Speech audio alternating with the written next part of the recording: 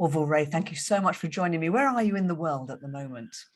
I am sitting on top of a mountain west of Boulder, Colorado, in the middle of Golden Gate Canyon State Park. We live on a little inhold on a ranch in the middle of this state park surrounded by wilderness. I'll point the camera out the window just a little bit to give you a Oh, sense that's of where we're good. at. You know, That's it's good. and it's wildflower season in the mountains right now. It's real. We've been getting a lot of rain the last couple of days. It's really pretty. So, Fantastic. Best place yeah, to be when anybody's infected with COVID, actually, is to be in the middle of the right. wilderness, right? Yeah, we Get pretty much away. have two seasons up here. We have snow and the 4th of July. Okay, okay. Well, I hope you had a great 4th of July. So listen, I'm going to cut straight to the chase and start asking you some questions here, because I know that the message that you share is that a book is important. How important is it to write a book? It's really important. You know, authorship equals authority, and if you're going to offer yourself as an authority to the world, then you need that validation. And you know, I mean, if you're you come from a meeting planning background, Maria, and so you would know that, you know, who are you going to hire? Someone who, you know, has written a great keynote, or someone who has taken the time to actually do the research and pull together the relevant information and put it in a book and publish it. Uh, uh, Uh, it, and uh, and in the speaking industry, especially in the last decade, it has become a really critical differentiator. It's certainly more so in the US actually than anywhere else, that you know, people who've written books are really respected in the US, and I think it's a fantastic calling card. But you argue that the best books are the books that actually sell you. So it's more than a calling card. And how do you write a book that isn't just a book of content, but a book that actually is going to sell? Well, I have to give a shout out to my dear friend, one of my coaches, Robin Colucci, who actually wrote the book, which I should have in my stacks here, How to Write a Book That Sells You. And she's done a lot of research, analyzed the bestseller lists for the last century, and come up with a set of commonalities. She has what she calls a bestseller formula. You start really by, instead of thinking about your topic, you start by thinking about your audience. Who are you trying to reach?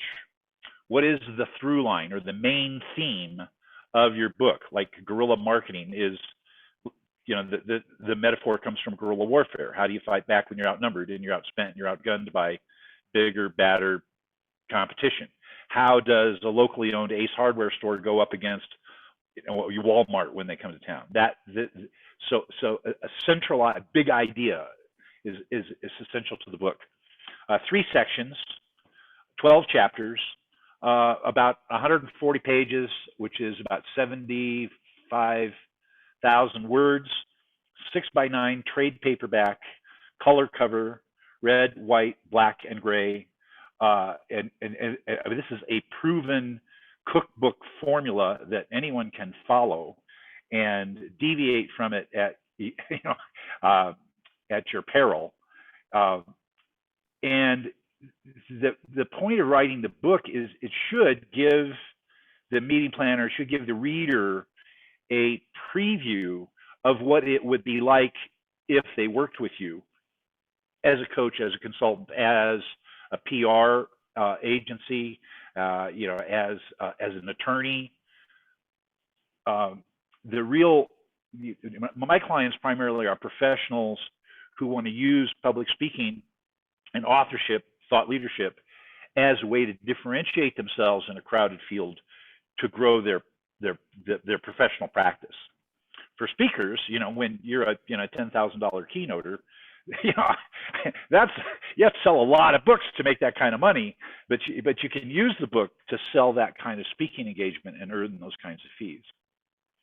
It must be difficult, though. I mean, there's so many books out there, and you're talking about differentiating and coming up with a really good idea that goes through the whole of the book. That must be the hardest bit. I mean, okay, you've identified your audience. Uh, is that what you help people with, or do they have to come to you with that idea? Well, I work with clients in 3 areas. You can think of it as the 3 legs of a stool that hold it up. It starts with content development, right? okay, so who are you?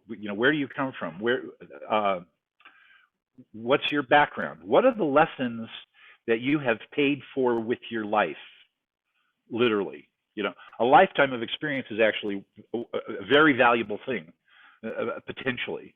And so we start by really drilling down to the core of it, because everyone's life is unique. Everyone has a unique set of knowledge, and they're often not even aware of that uniqueness, because you can't read the label from inside the jar, as the cliche goes. uh, Avoid cliches like the plague, drunken white. Very good. So we start there. What is it that you're really trying to say to the world? What is that voice inside you urging to tell the world?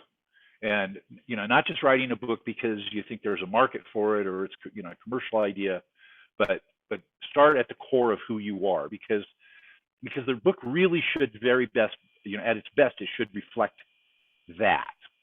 And when people start drilling into their own experience and their own stories, they discover a treasure trove of content, many times that they weren't even aware of. And so we start there with content development. From the outline, we can develop that into a book, develop that into a keynote, develop that into a full day, multi-day seminar, a week-long destination retreat event. There's lots of ways to telescope that curriculum in and out, and repurpose the same content on in multiple forms on multiple platforms.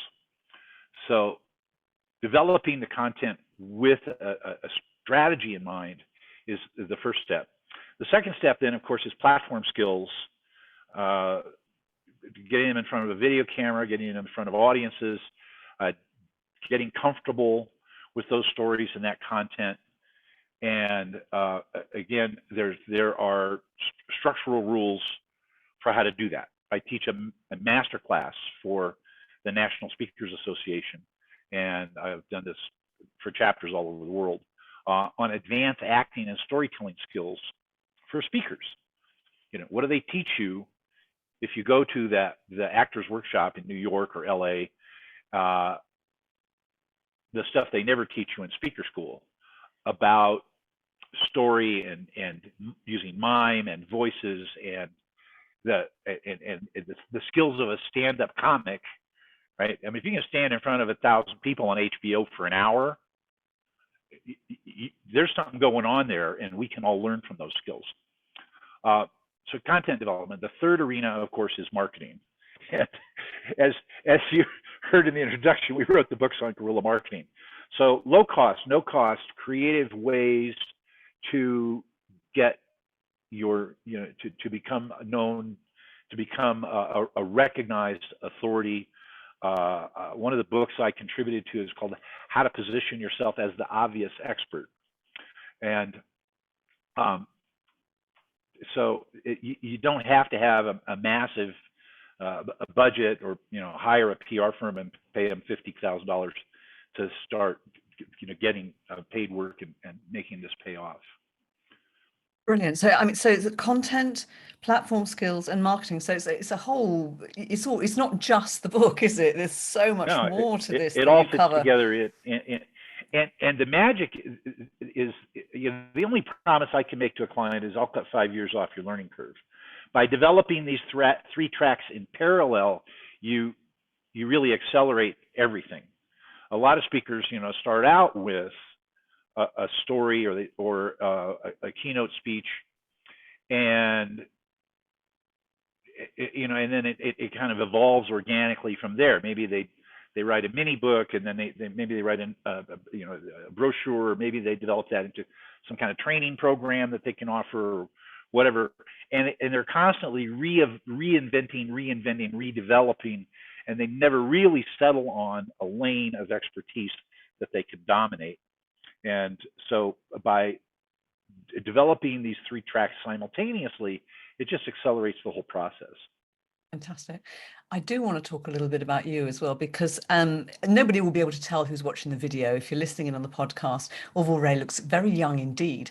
However, you've been speaking for a while, haven't you? You were showing me a pin earlier, 35 I, years. I was a national champion on the debate team when I was in high school. I had a scholarship for debate in college. From there, when my scholarship money ran out, I took a job in sales, discovered I was really good at it, surprised, and started speaking full time in 1980.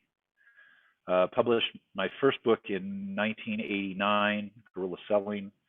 I just received my 35-year pin from It's still in the the packet. National You're still in Speakers the packet. Association. Yeah, it's still in the back. There's a picnic coming up in a couple of weeks, and I'll wear You'll it be then. wearing it. Fantastic. I was one of the founders of the Colorado chapter of the National Speakers Association in 1984.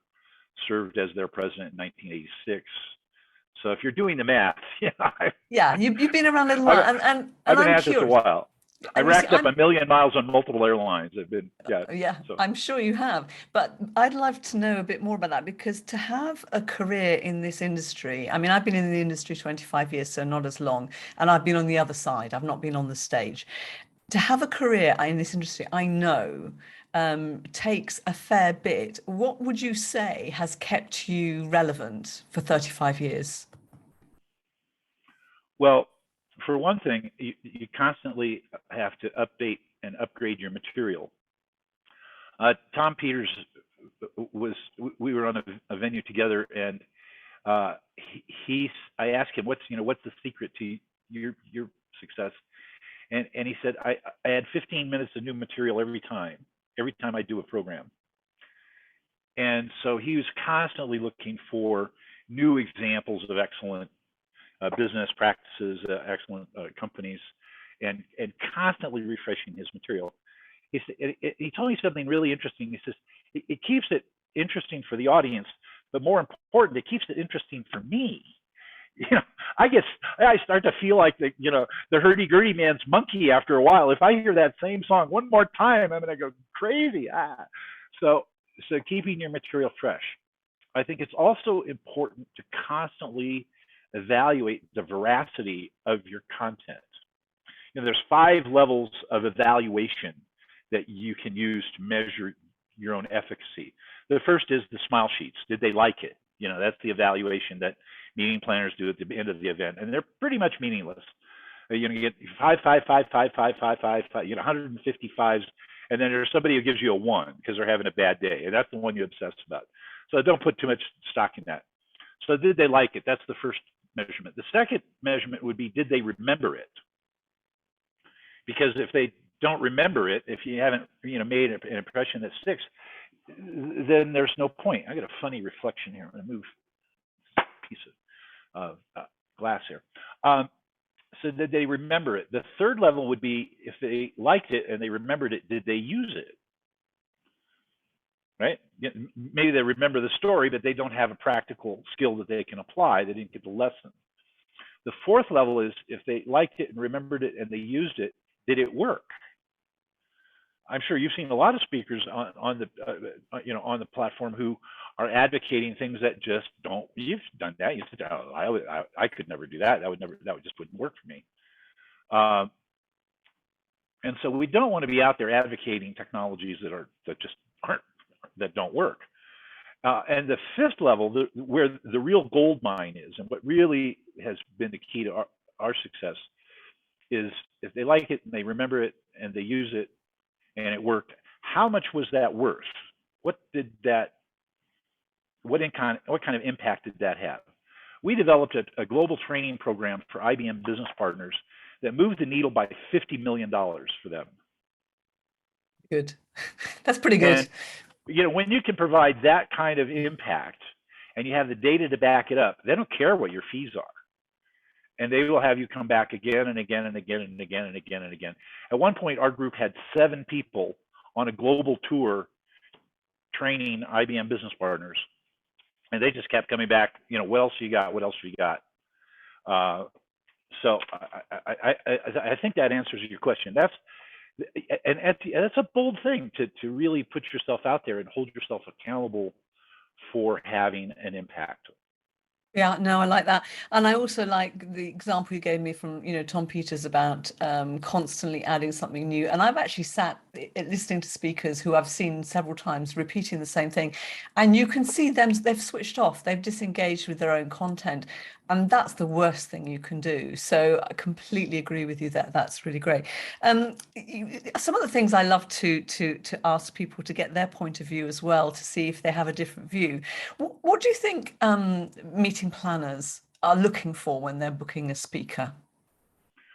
Well, NSA actually did a survey in conjunction with MPI, Meeting Professionals International, a couple of years ago, and they asked exactly that question. They said, "Well, the old days we used to send a FedEx envelope with a VHS tape, I did.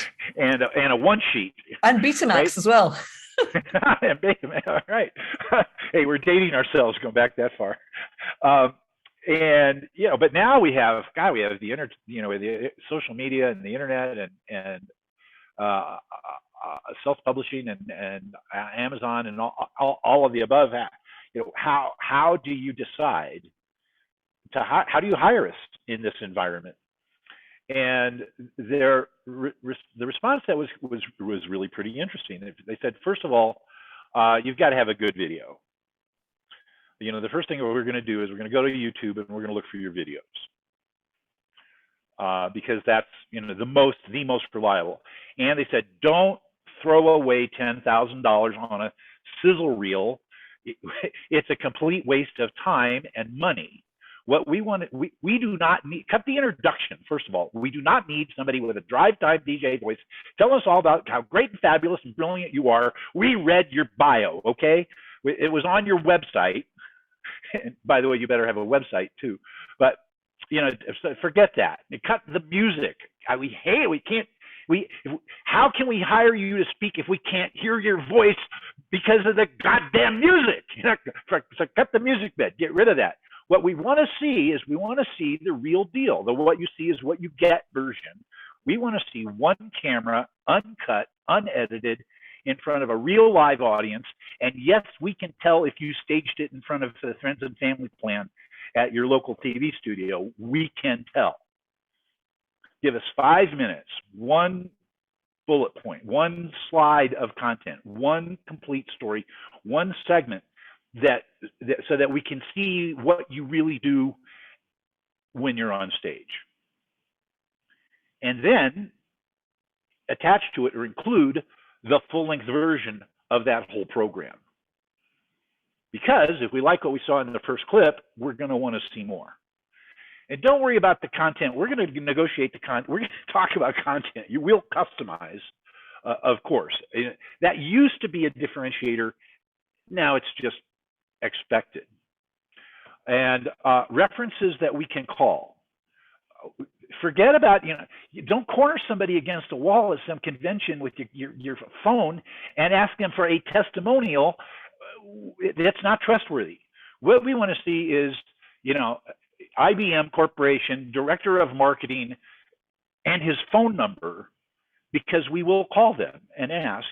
And if they say good things about you, and of course they will, that helps us make an important choice. It's not just about the content. We're looking at your style. We're looking at how you dressed. We're listening for your accent, your vocabulary, your pace. Are you going to be a good fit for our group? And, that's nothing personal. But if your marketing materials don't genuinely reflect your identity, then we can't hire you. I mean, you're basically saying all the things that we needed in the bureau, and it's amazing, if the speaker doesn't have the marketing materials, and then they would be saying to us, why are you not booking me?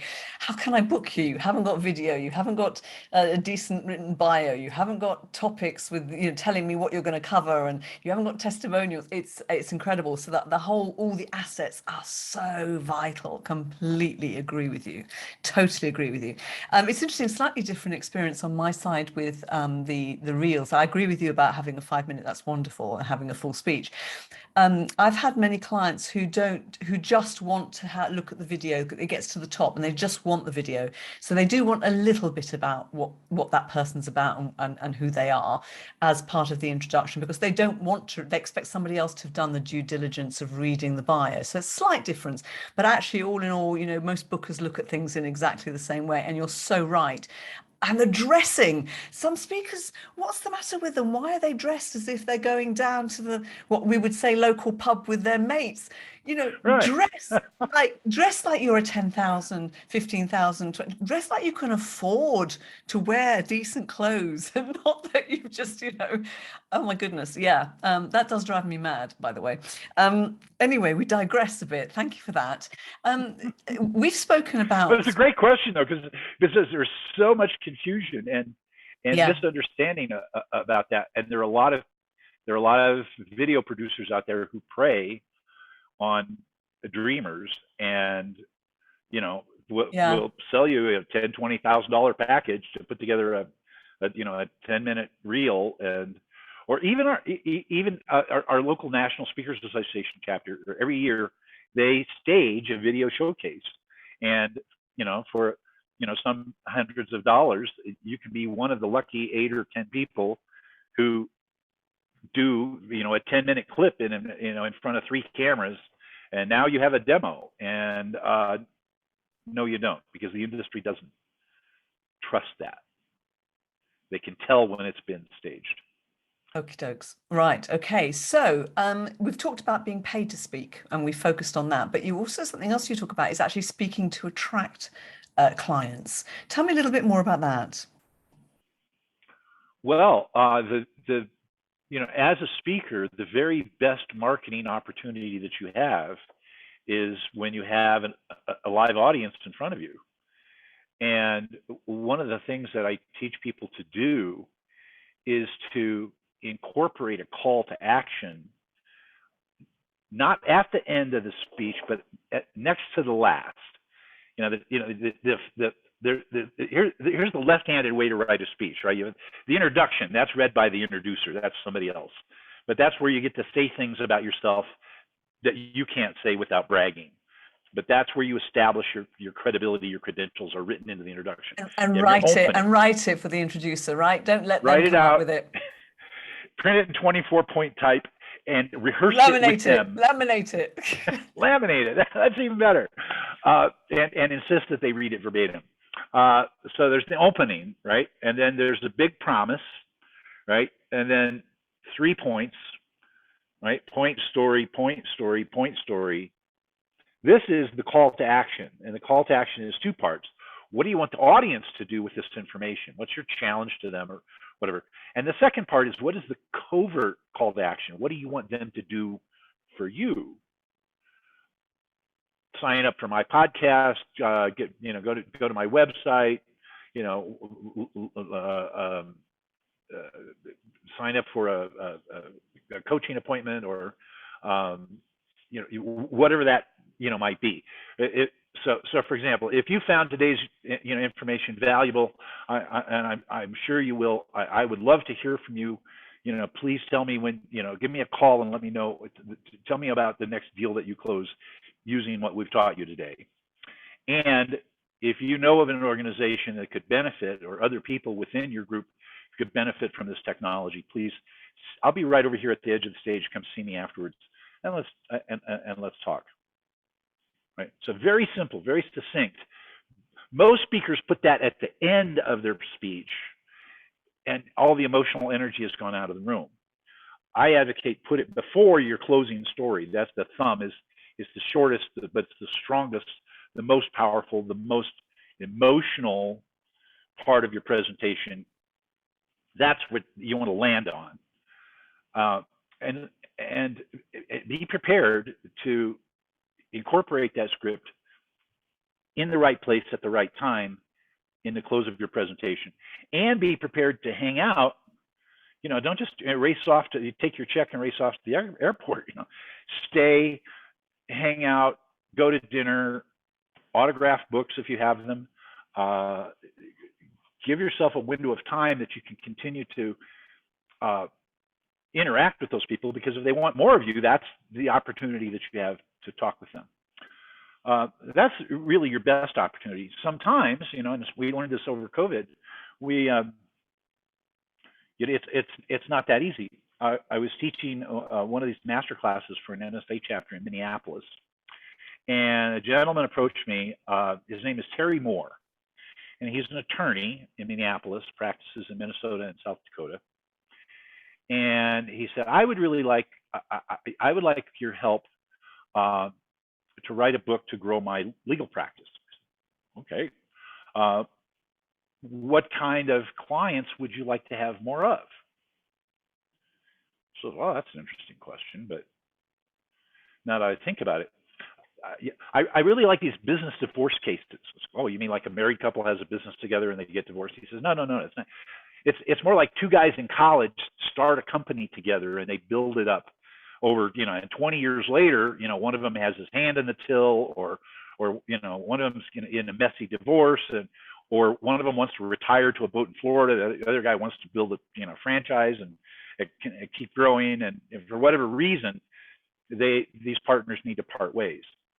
I find these cases really interesting, and they're also really lucrative, because there can be hundreds of millions of dollars on the table being divided up, and so they're very profitable. I said, well, okay, do you have enough information about that to write a book? He says, oh, hell yeah, I've been doing this for 20 years. Okay, and so over the next 8 months or so, we collaborated, and I helped him write this book. Here we go. The Bulldog Guide to Business Divorce. He calls himself the Bulldog Lawyer. And you see here the example of Robin Colucci's best-selling book formula. I can see 6x9 trade paperback, yeah. red, white, black, gray together. Trade paperback. This one wound up being about 140 pages exactly. And so I wrote this book. And so over the course of this work, I asked him, where do you get most of your cases from? He says, well, actually, I get referrals from other lawyers. So the first thing we did is, when we submitted the book to Amazon, is we ordered copies of the book and sent them to all of the other lawyers that he knew in the 2 states where he practices. And that led to an invitation to do a webinar for the Wyoming Bar Association. This is, this is mid-COVID. There are no meetings. We're all under lockdown still. And but of course, the legal profession, they still have to maintain their certification hours. And so he wrote a 3-hour seminar with a slide deck, and we submitted that for continuing legal education credits.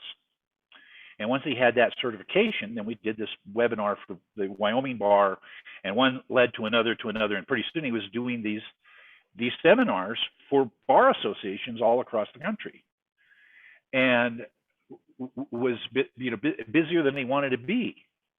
And he finally said, back in December, he said, "Listen, I'm just so busy. Can we take a hiatus from the coaching for a while?" I said, "Well, yeah, sure, okay, fine." Well, he called me a couple of weeks ago, and he said, "I'm so sorry I went dark on you. I had to reach out. I have to tell you that so far I've had 14 business divorce cases worth a total of about $2.5 million. It's more than doubled my law practice. I just haven't had time to call, and I want to apologize." So there's one simple example of how picking a lane, deciding on an arena of thought leadership to be the obvious expert on a topic like business divorce. It's so niche, isn't it? Totally, what a niche topic. Totally blow up your business. Yeah. Unbelievable. Orvel Ray, you have been incredibly generous. You've given us so much input and information. So I'm going to give you the opportunity to share a bit of a call to action. What offer could you offer our listeners today?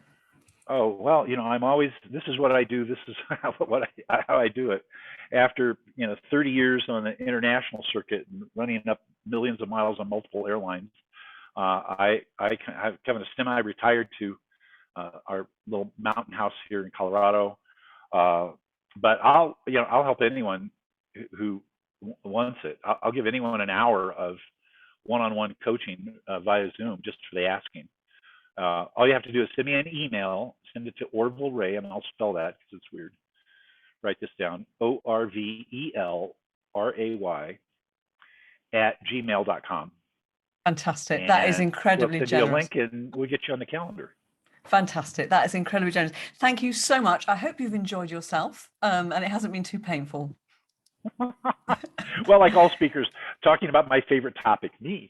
Yeah, no, and you're very good at it. You're very good at it. And I want to thank everybody for listening to Speaking Business Podcast. I hope you've enjoyed this episode. And if you have, please leave a rating on Apple Podcasts, tell your friends and share it. Until next time, I've been Maria Franzoni. I will see you next session. Bye-bye.